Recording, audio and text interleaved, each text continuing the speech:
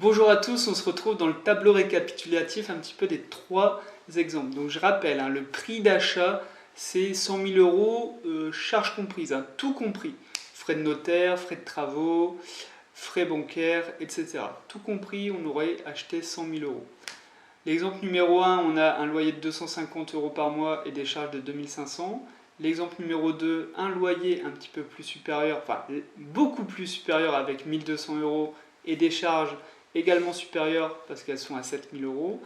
Et l'exemple numéro 3, un loyer à 500 euros et des charges de 7000 euros. Qu'est-ce qu'on voit dans la colonne cash flow?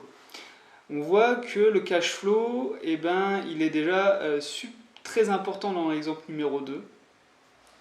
On voit qu'on a un loyer qui nous permet d'avoir un énorme cash flow tous les mois. On a aussi un exemple du cash flow entre l'exemple numéro 3 et l'exemple numéro 1.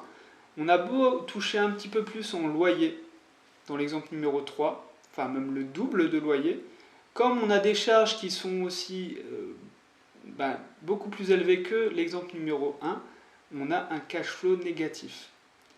D'où l'importance pour moi de prendre en compte vraiment toutes les charges et de se prendre une marge de sécurité quand on fait nos calculs d'investissement. Ensuite, la rentabilité brute et rentabilité nette, on voit qu'il y a pratiquement un ratio de divisé par 3 parfois, ou même divisé par 6 dans l'exemple numéro 3. Là encore, une fois, c'est la présence des charges qui va venir complètement renverser la bascule entre rentabilité brute et nette.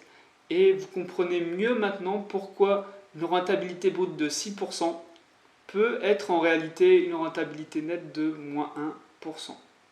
Donc vous perdez de l'argent tous les ans.